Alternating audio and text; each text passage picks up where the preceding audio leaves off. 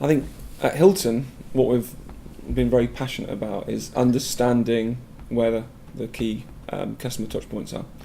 And we recognise that a big proportion of our base of consumers, customers or guests are coming online. So we've made some really difficult decisions in changing some of our offline marketing investment and putting it online because we can measure it more effectively. Right. So as a big corporate brand, we've traditionally spent tens of millions of dollars every year on traditional advertising.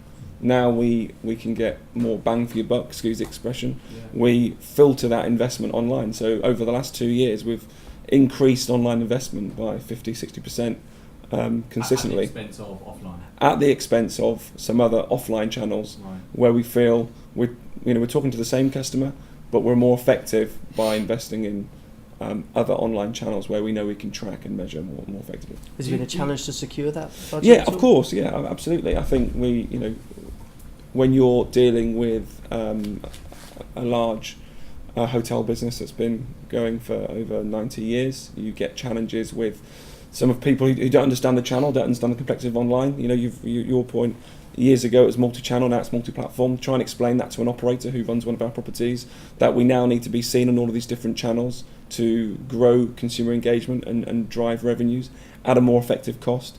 It takes a lot of selling in to explain to them that the brochures that they produce, that they give out and put on their coffee tables are, consumers are no longer interested in engaging through this hardware. They want to understand what the brand's doing and reading about it through several sources online. And that's a big mindset change.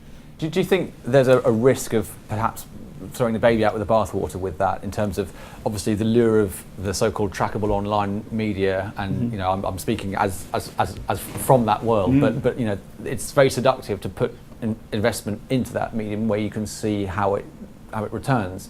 But do you think there's a risk that by pulling out of offline, that brand presence and visibility and recall and perception is affected? Well, there's a statement that most CMOs will come out with. No one's ever been fired for advertising in the Daily Mail or the New York Times. Right. So we know from a brand perspective you're reaching millions of people. We do a lot of advertising on the Mail on Sunday. That's a big investment, and we know that when we pull adverts over a period of 3 or 6 months, that you do see a change in how your customers get to your business. Now, we also know that when we run radio adverts, offline press like the Mail on Sunday, we know that we see a spike on the day that the advert's in the paper. We see a spike in brand term searches on Google. Okay. So we know it's having an impact, but how much is that impact adding value? Yeah. I think also we've seen in the past having activity running in offline every single day eventually does become a little bit more diluted. So if you are running activity maybe just on a Sunday or every other Sunday, you do get to see those spikes. Yeah, when it's very targeted. Yeah. Absolutely. If I can pitch the question back at you, I mean, you mentioned kind of online competition. How's that affecting your brand marketing strategies, or what questions is it posing for you? I think definitely the strategy to move budget from offline to online is definitely something which we're considering at the moment, because we're definitely a traditional package holiday company, which has been running for over 30 years, and Mail on Sunday, Daily Mail, Mirror, Express have always been our number one advertising channel, and our offline budget is 10 times the size of our online budget. Right. Now, whether that's going to carry on for the next 10 years or so, probably not. We need to start shifting it, but it's about shifting it in the right place, and also understanding our target audience as well, which are predominantly 60, 70 plus. Right. So it's really trying to understand that, but then also not ignoring the clients who we can bring in from the online as well.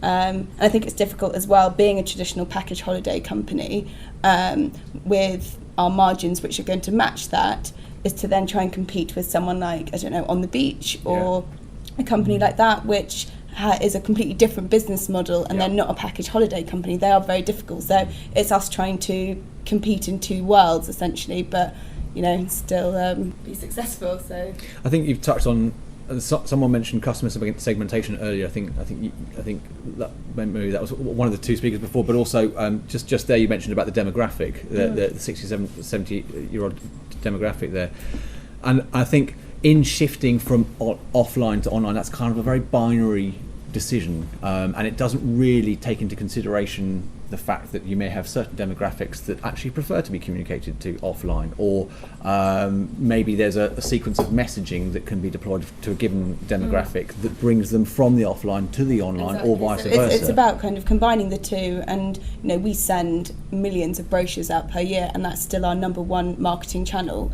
Brings in about 60% of our business still. They are incredibly important, so we wouldn't cut back our spend on that. But perhaps when it comes to the national press, that's somewhere where we might look to slightly cut back.